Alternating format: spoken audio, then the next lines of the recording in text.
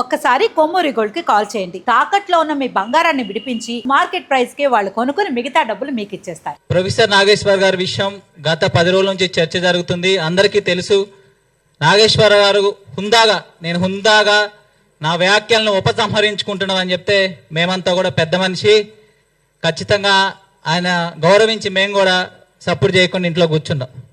కానీ ఆయన యుద్ధం చేస్తా అని ఆ రోజే ప్రకటించి మళ్ళీ సాయంత్రానికి ఉపసంహరించుకోండు. యుద్ధం చేస్తా అంటే ఇట్లా దొంగచాటి యుద్ధం చేస్తారని అనుకోలేదు. తెలంగాణను అడ్డు పెట్టుకుని దొంగచాటి యుద్ధం చేస్తారని అనుకోలేదు. నేను ఈరోజు అడుగుతా ఉన్నా, పొద్దున్న లెగిస్తే లెఫ్ట్ భావజాలం మాకుందని చెప్పే కుహానా లౌకికవాదులు, కుహానా మేధావులు, సూడో సెక్యులర్స్, సూడో ఇంటెలెక్చువల్స్ అని చెప్పుకుని నిన్న పేర్లు ప్రస్తావించిన పాషం యాదగిరి కానీ, తులసి చంద్ కానీ, పృథ్వీ కానీ, వీళ్ళందరికీ నేను ఈరోజు అడుగుతా ఉన్నా. ప్రతిరోజు తెలంగాణ ఎక్కడ మైకులు దొరికితే అక్కడికి వెళ్తారు, చట్టం గురించి మాట్లాడతారు, అంబేద్కర్ గారు రాజ్యాంగం గురించి మాట్లాడతారు, ప్రజాస్వామ్యం గురించి మాట్లాడతారు. మరి మీరు గౌరవించరా ప్రజాస్వామ్యాన్ని? మీరు గౌరవించరా చట్టాలను అడుగుతా ఉన్నా. ప్రొఫెసర్ నాగేశ్వర గారు మైక్ దొరికితే 10 రోజుల నుంచి ఫ్రీడమ్ ఆఫ్ స్పీచ్ అంటాడు. మాకు లేదా ఫ్రీడమ్ ఆఫ్ స్పీచ్? నువ్వేమో మా పార్టీ మీద కుట్రలు చేసి, డబ్బులు తీసుకుని కుట్రలు చేసి నువ్వు మా పార్టీని నాశనం చేయాలని ఏది పడితే అది మాట్లాడితే మాకు బాధ అనిపించదు. నిన్ను ఒక మాట అనిపిస్తే మాత్రం నీకు బాధ అనిపిస్తుంది. నీకేమో ఫ్రీడమ్ ఆఫ్ స్పీచ్ ఉంది, నీకు ఒక్కడికే రాజ్యాంగం 1901A ఫ్రీడమ్ ఆఫ్ స్పీచ్ హక్కులు కల్పించింది, మాకు కల్పించలేదని అడుగుతా ఉన్నా. ఈ రోజున ఏదైతే ఆయన ఫ్రీడమ్ ఆఫ్ స్పీచ్ చెప్తా ఉంది కదా, ఆర్టికల్ 1901A ప్రకారం మనకి రాజ్యాంగం మాట్లాడే హక్కులు ఇచ్చింది. 1902 ప్రకారం కొన్ని హద్దులు కూడా పెట్టింది కదా. నేను ఏదైనా మాట్లాడుతూ అంటున్నాను కదా, కొన్ని హద్దులు పెట్టింది. మొరాలిటీ ఉంటుంది, డీసెన్సీ ఉంటుంది, పరువు నష్టం ఉంటుంది, కంటెంప్ట్ ఆఫ్ కోర్ట్ ఉంటుంది. సరే, నీకు రాజ్యాంగం మాట్లాడే హక్కు ఇచ్చింది కదా, జడ్జిలు స్పీచ్ల విషయంలో కూడా మాట్లాడదాం. వాటి విషయంలో కూడా అడుగుతా ఉన్నాం. మీరైతే ఇంకోటి చెప్తున్నా, చట్టం మీద గౌరవం ఉంది జనసేన పార్టీ నాయకులకి, కార్యకర్తలకి.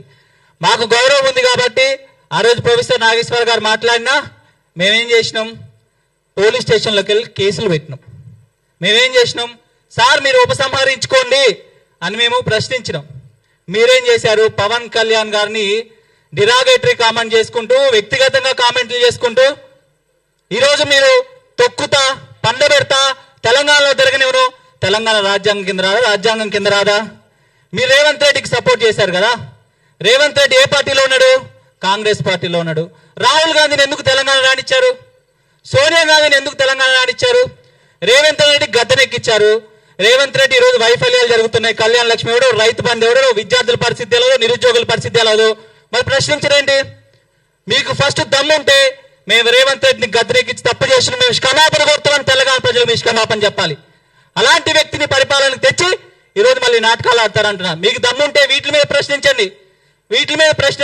చేతగాక కొత్త బిచ్చగాడు పొద్దునగడు అన్నట్టు ఎవరు దొరుకుతురా తెలంగాణ మీద ఏదైనా సమస్య తీసుకొస్తే దాన్ని తీసుకొచ్చి తెలంగాణ రంగు పులిమి దాన్ని సమస్య చేసి మన దండాలు ఎట్లా చేసుకోవాలా, చందాలు ఎట్లా వసూలు చేసుకోవాలా అని తెలంగాణ పరువు తీస్తున్న మీ బ్యాచ్.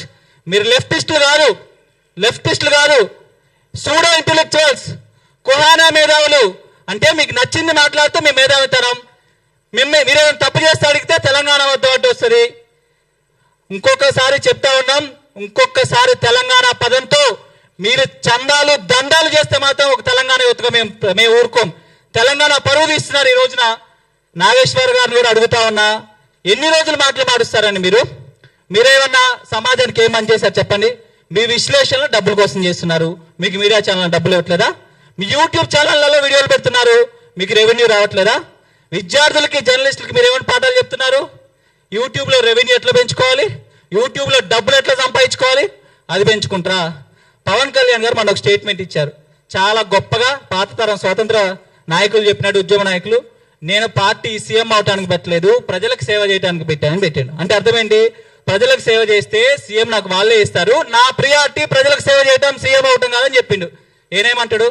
సీఎం అవటానికి పార్టీ పెట్టకపోతే ఎందుకు పెట్టినవయ్యా? మఠం అనేది, సత్రం అనేది అడుగుతారు. నువ్వు మేధావి అని అడుగుతున్నా, నేను నీకు ఎథికల్ వాల్యూస్ ఉన్నాయని అడుగుతున్నా. అలాంటి గొప్ప వ్యక్తి చెప్పినప్పుడు చాలా గొప్ప శభాష్ అని చెప్తారా? నువ్వు పార్టీ సీఎం అవటాన్ని పెట్టకపోతే మూసేమని చెప్తారా? అది నీ మేధావితనం నాగేశ్వర్ అని చెప్తా ఉన్నా. ఇక పృథ్వీ గారు, లేకపోతే తులసి చంద్ర గారు వీళ్ళ గురించి మాట్లాడాల్సిన అవసరంలా. వాళ్ళే చెప్పుకున్నారు మేము లెఫ్టిస్టులు. లెఫ్టిజం కానీ వాళ్ళు కొంచెం డిఫైన్ చేయాలి. కొంచెం నాకు తెలీదు వాళ్ళు ఏ విధంగా లెఫ్టిస్టులు అయ్యారో.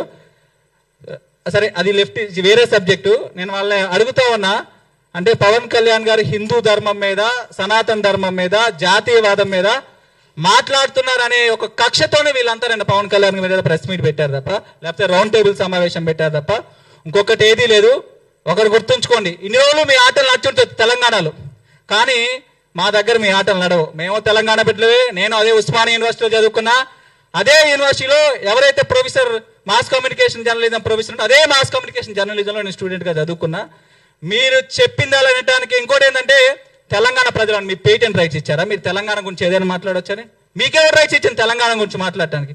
మీరే తెలంగాణ గురించి మాట్లాడటం, నేను తెలంగాణ మాట్లాడటానికి. మీకు దమ్ముంటే చర్చకు రండి. మీ మేధావితనం చందాలకు దందాలు ఉపయోగించుకోండి. కానీ మా నాయకుడు పవన్ కళ్యాణ్ గారి మీద, ప్రజల కోసం సేవ చేయడానికి వచ్చిన పవన్ కళ్యాణ్ గారి మీద మాలాంటి నాకు ఎమ్మెల్యే సీట్ ఇచ్చింది పవన్ కళ్యాణ్ గారు, ఒక తెలంగాణ ఏదైతే విద్యార్థి నాయకుడు నాకు. మా అన్న సంపదకు సీట్ ఇచ్చింది, ఎమ్మెల్యే సీటు. ఇప్పి సీట్లు నువ్వు సపోర్ట్ చేస్తున్న ఇప్పి, విద్యార్థి నాయకులకి ఇప్పి, బీసీలకు ఇప్పి, ఎస్సీ ఎస్టీలకి రాజకీయ పదవులు ఇప్పి. ఒక మూడో ప్రత్యామ్నాయం తెలుగు రాష్ట్రాలు తెచ్చింది ఒక పవన్ కళ్యాణ్ గారి.